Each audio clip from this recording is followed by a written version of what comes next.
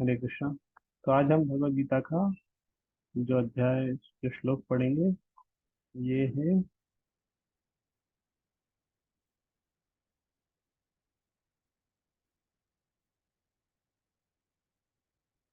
18वें अध्याय का 65 और 60 श्लोक, मतलब 65 और 66 नंबर श्लोक। दो महत्वपूर्ण श्लोक थे जो हमने पढ़े थे, 65 66। तो मैं इस पर बताया था कि ये दो श्लोक है, ये भगवत गीता का सार है। मन मना भव मद भक्तो मध्याजी माम नमस्कुरु।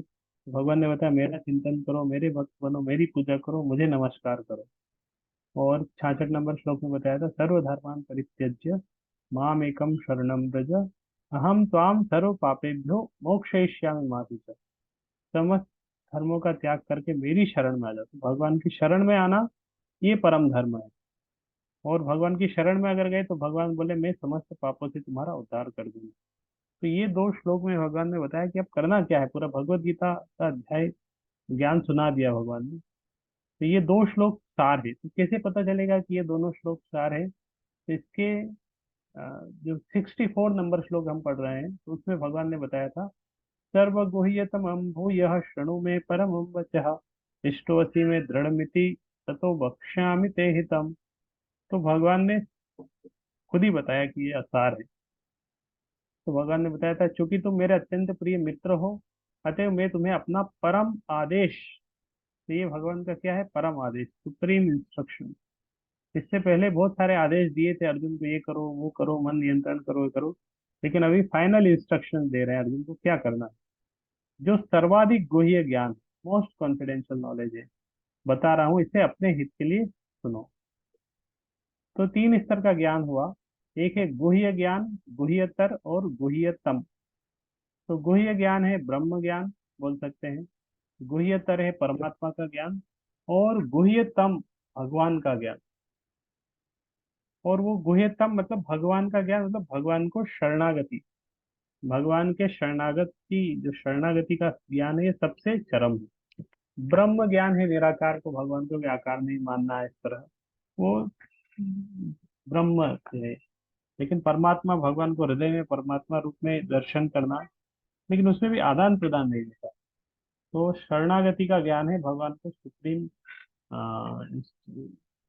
भगवान को साक्षात साकार रूप में, और भगवान को शरणागत होना, ये सुप्रीम है। तो शरणागत को कहे हैं, इसलिए भगवान ने 9वें अध्याय में भी बता दिया था मन मना भव, मेरा चिंतन करो। तो ये पहले से बता दिया था 9वें अध्याय में, उसी को फिर से रिपीट किया। 9वें अध्याय का 34 नंबर श्लोक भी सेम श्लोक है, मन मना भव मद भक्तो। यह सारे सामान्य जिनकी समझ में नहीं आता, तो ये भगवान खुद बताया। अभी देखो ये श्लोक में खुद ही बोल रहे हैं कि ये भगवत गीता का सार है, गुह्य ज्ञान है। लेकिन बाकी लोगों को समझ में नहीं आता। वो तो भगवत गीता का सार एक जो लिखा हुआ आता है हर जगह, क्या गया तुम्हारा, क्या गया जो तुम रोते हो, क्या लाए थे जो खो दिया, इस तरह कुछ कुछ तो भी लिखा हुआ रहता है। उसको बोलते हैं लोग कि ये भगवत गीता का सार है। लेकिन वास्तव में वो भगवत गीता का सार नहीं है। उसमें तो कुछ चीजें ऐसी भी जो भगवत गीता में लिखी ही नहीं है। तो भगवत गीता में कुछ नहीं था वो भी उसके अंदर है। तो गीता में है ही नहीं तो गीता का सार कैसे हुआ? तो भगवत गीता का सार है ये 65 और 60 नंबर, 65 और 66 नंबर श्लोक। और ये कैसे पता चला? तो भगवान खुद ही बोल रहे हैं इस श्लोक में कि मैं तुम्हें अपना परम आदेश जो सर्वाधिक गुह्य ज्ञान है बता रहा हूँ। तो भगवान ने पहले ही बता दिया कि मैं अभी बताने वाला हूँ गुह्य ज्ञान, और वो क्या है, तो इसके बाद वाले दो श्लोक है। लेकिन जो कृष्ण को सचमुच अत्यंत प्रिय है, कृष्ण के शुद्ध भक्त है, वह समझ लेता है कि सारे वैदिक साहित्य में यह सर्वाधिक महत्वपूर्ण आदेश, इस प्रसंग में जो कुछ कृष्ण कहते हैं वह ज्ञान का सर्वाधिक महत्वपूर्ण अंश है। और इसका पालन न केवल अर्जुन द्वारा होना चाहिए अपितु समस्त जीवों द्वारा होना चाहिए। तो ये भगवान ने अर्जुन के लिए नहीं बताया है, सब सब जीवों के लिए ये परम आदेश है। ऐसा नहीं करे गीता तो भगवान ने अर्जुन को कही थी, अर्जुन पालन करे, उसको युद्ध करना, हमें तो युद्ध करना नहीं है, हम क्यों गीता पढ़ें। तो भगवान ने अर्जुन को माध्यम बनाया है, और गीता सभी के लिए। तो आज हम तीन श्लोक और पढ़ेंगे भगवत गीता के। तो तीन श्लोक कौन से है? 61, 62, 63। तो महत्वपूर्ण श्लोक है ये है, ईश्वर सर्वभूतानां हृदय अर्जुन तिष्ठति भ्रामयन् सर्वभूतानि यंत्रारूढ़ानि मायया। तो ये श्लोक किसी को देखा देखा लग रहा है, सुना सुना लग रहा है? किस किस को लग रहा है कि ये श्लोक थोड़ा सा सुना सुना लग रहा है? यस टाइप कर दीजिए अगर आपको लग रहा है कि श्लोक थोड़ा सा देखा देखा लग रहा है। यस लिख, एक यस आया।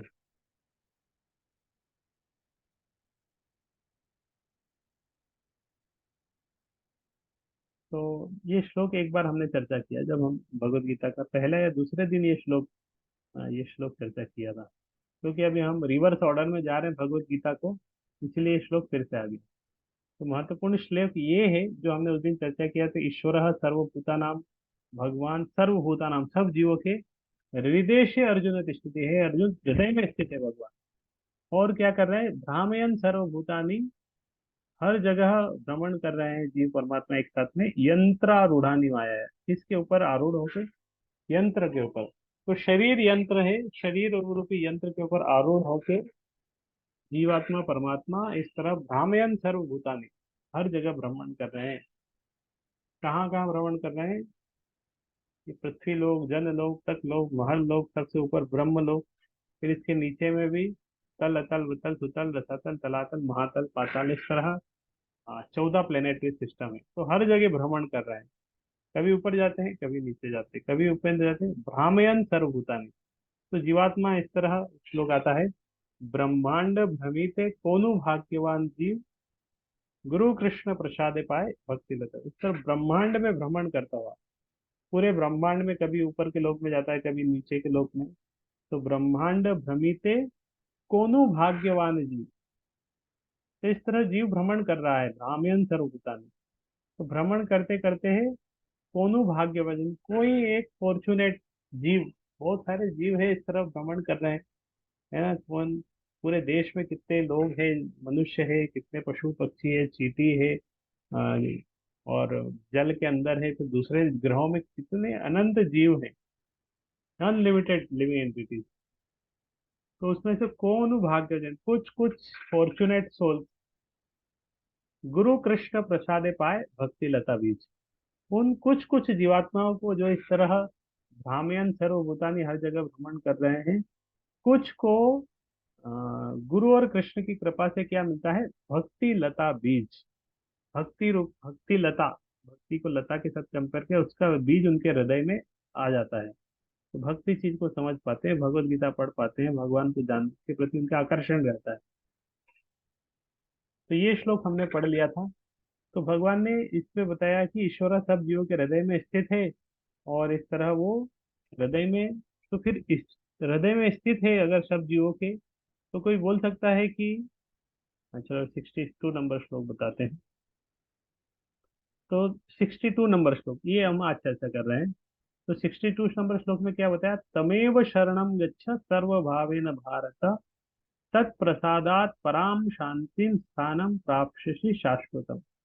तो भगवान ने क्या बोला, तमेव शरणम गच्छ, उसकी शरण में जाओ, सर्वभावेन भारत, सर्वभावेन मतलब हर सर्वभाव से, भारत मतलब अर्जुन का एक नाम है। तो एक महत्वपूर्ण शब्द है तमेव शरणम गच्छ। भगवान ने क्या बोला, तमेव शरणम गच्छ मतलब तुम एव, उसकी शरण में जाओ, तत्प्रसादात पराम शांतिम स्थानम प्राप्स्यसि शाश्वतम। तो ये श्लोक का अर्थ है, हे भारत, सब प्रकार से उसी की शरण में जाओ, उसकी कृपा से तुम परम शांति तथा परम नित्य धाम को प्राप्त करोगे। किसकी शरण में जाओ? उसी की शरण में जाओ। भगवान ने बोला तमेव शरणम गच्छ, उसकी शरण में जाओ। तो उसकी शरण में किसकी शरण में जाओ? तो इसके लिए इसके इसके पुराना श्लोक देखना पड़ेगा कि कुछ पिछले से कनेक्शन है। तमेव शरणम गच्छ मतलब उसकी शरण में जाओ। तो उसकी मतलब किसकी? ईश्वर सर्वभूतानाम हृदय से अर्जुन, मतलब जो ईश्वर सब जीवों के हृदय में स्थित है, उसकी शरण में जाओ। तो फिर वो ईश्वर कौन है, कैसे पता चलेगा? तो भगवान ये श्री श्लोक है कृष्ण। ना, विशेष रूप से ये श्लोक कोट करते हैं बहुत भगवान सारे श्री लोग। कृष्ण प्रभु जी। और वो क्या बोलते हैं कि भगवत गीता कृष्ण ने नहीं कही है, और भगवान नहीं बोल, कृष्ण नहीं बोलते हैं कि उनका, उनको शरण में जाओ। तो कुछ लोग बोलते हैं कि देखो भगवान ने क्या बोला है गीता में, तमेव शरणम गच्छ, उसकी शरण में जाओ। तो कृष्ण ने क्या बोला है, उसकी शरण में जाओ, लेकिन कृष्ण ने ये नहीं बोला कि उसकी शरण में आओ। तो ये श्लोक श्लोक बोल के वो बोलते हैं कि भगवत गीता कृष्ण ने नहीं कही है, किसी और परमात्मा ने कही है।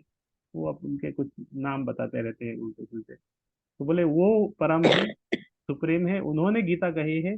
और कृष्ण कृष्ण भी के माध्यम से वो बोल रहे हैं तमेव शरणम गच्छा, उसकी शरण में जाओ।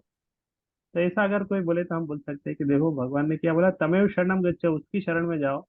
लेकिन उससे पहले बताया कि वो तमेव मतलब कौन है, परमात्मा जो हृदय में स्थित है। कृष्ण। तो फिर हृदय में विष्णु। स्थित अगर परमात्मा है, तो इससे पहले वो परमात्मा कौन है, तो आपको हम भगवत गीता के माध्यम से बता देता हूँ कि वो परमात्मा कौन है।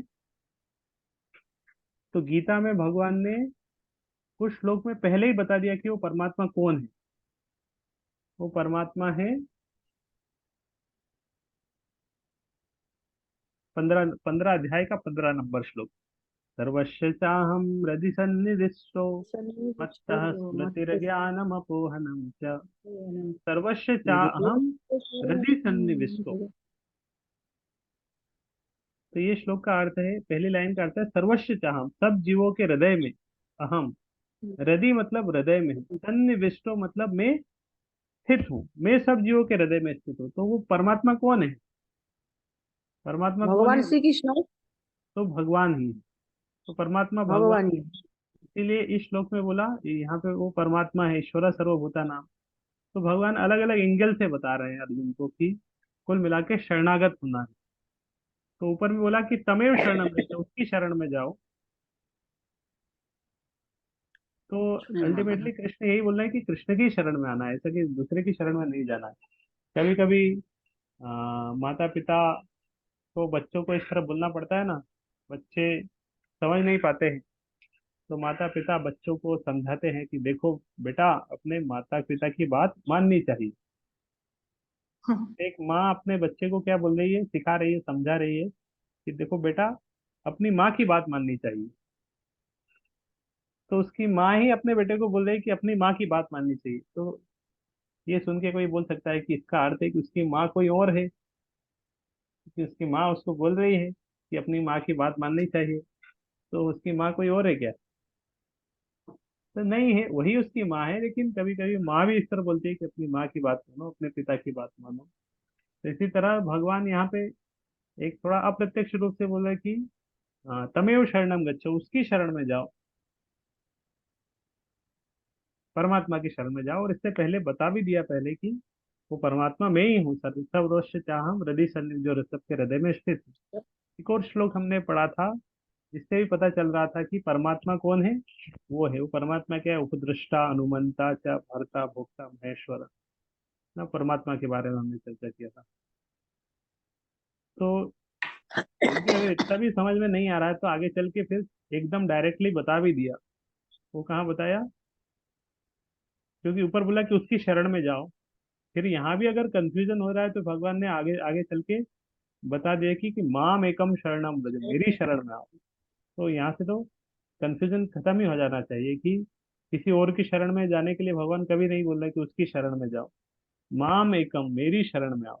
तो यहाँ पे बताया माम एकम, मेरी शरण में आओ। और ऊपर में बताया था तमेव शरणम गच्छ, लेकिन वो तमेव भी भगवान की शरण में ही जाना है, तो किसी दूसरे की शरण में नहीं जाना है।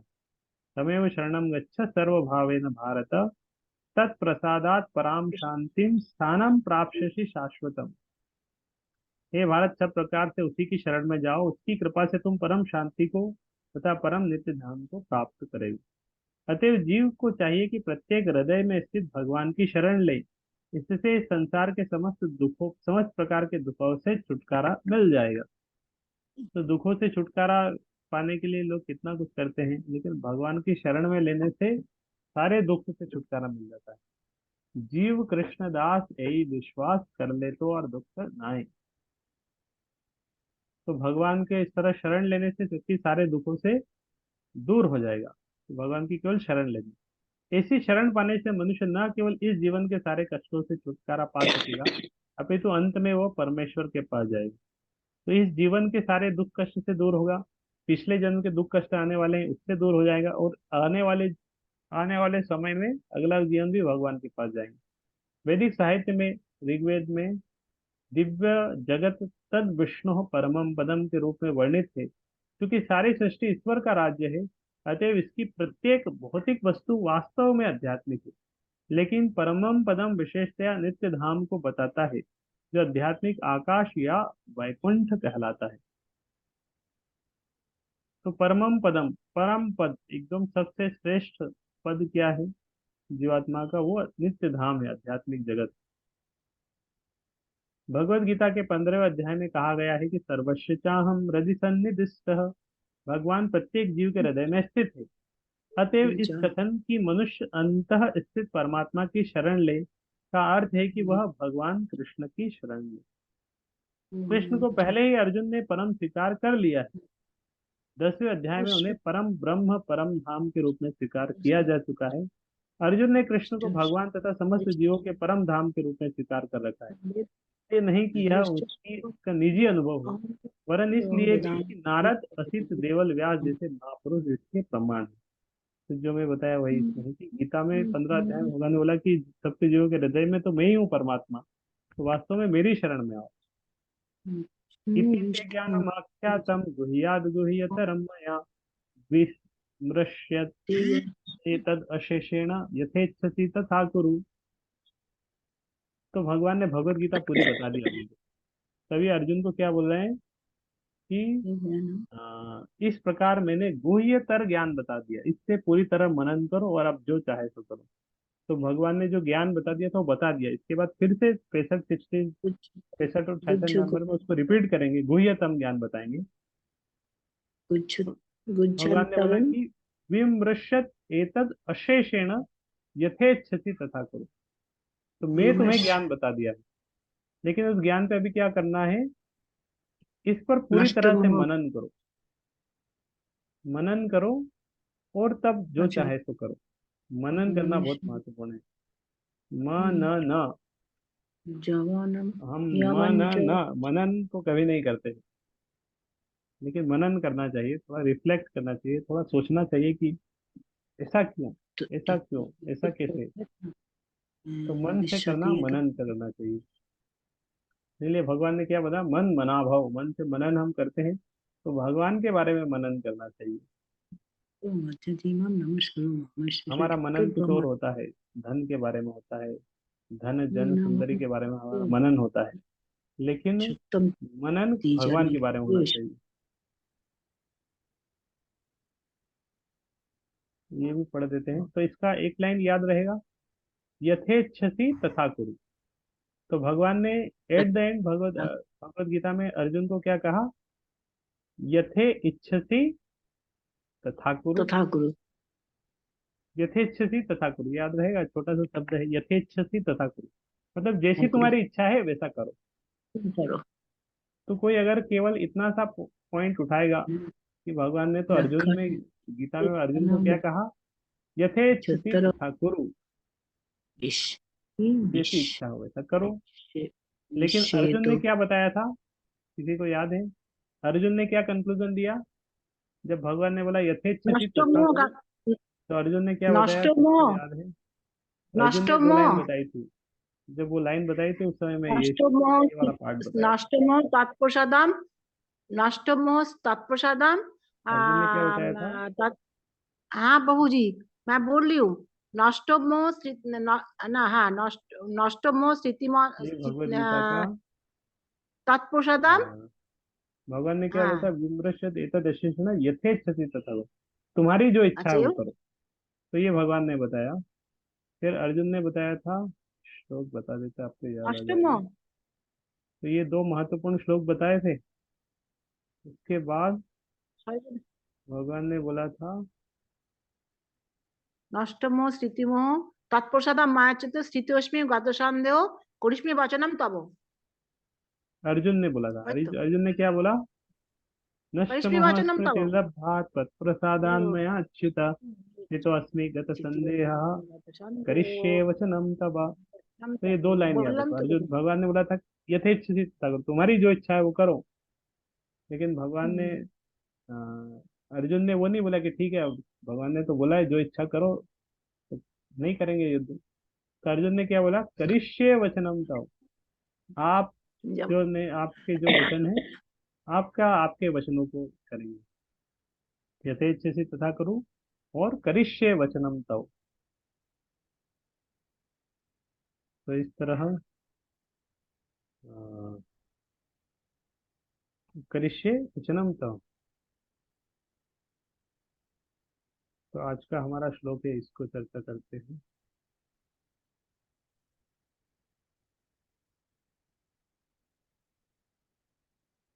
खत्म हो गया था प्रभु जी। हरे कृष्ण प्रभु जी, कंक्लूडिंग खत्म आज हो का गया श्लोक जो था। हम चर्चा कर रहे थे। तमेव शरणम गच्छ। ये श्लोक किस किसको याद है, उस दिन याद करवाया था थोड़ा सा, थोड़ा बहुत। ईश्वरः सर्वभूतानां हृदेशे अर्जुन तिष्ठति, भ्रामयन् सर्वभूतानि यंत्रारूढ़ानि मायया।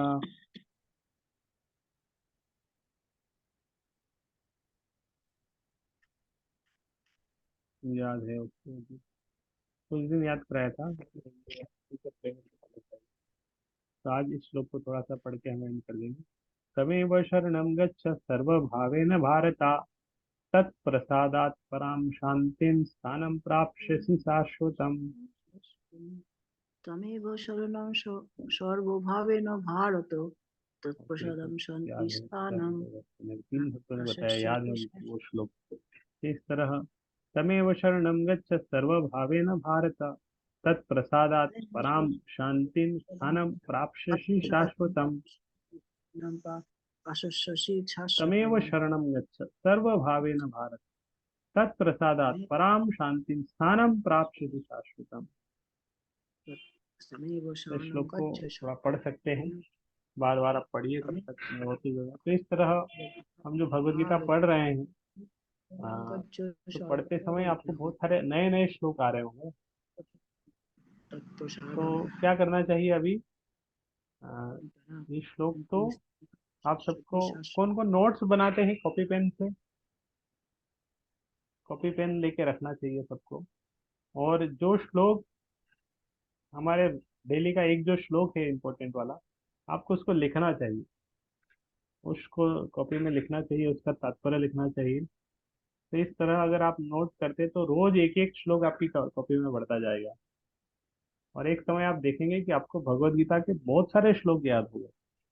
क्योंकि ये श्लोक आपको रोज एकदम से एक दिन में याद नहीं होगा, लेकिन आप अगर उस नोटबुक में लिख के रखेंगे, तो उस नोटबुक को रोज रोज वो श्लोक पढ़िए आप, जो श्लोक रोज हम चर्चा कर रहे हैं। इस तरह एक पेज में एक श्लोक लिखिए, या इस तरह श्लोक लिखते जाइए, और रोज वो श्लोक पढ़ते जाइए, क्योंकि उसका अर्थ हमने समझाया है। तो वो श्लोक पढ़ेंगे तो अर्थ आपके माइंड में अपने आप आ जाएगा। तो इस तरह अगर रोज आप करेंगे तो अभी तक लगभग 8-10 श्लोक आपको याद हो चुके होंगे। और एक रिकॉर्ड भी रहेगा आपके पास, मुझे भगवद गीता के इतने श्लोक याद हो गए।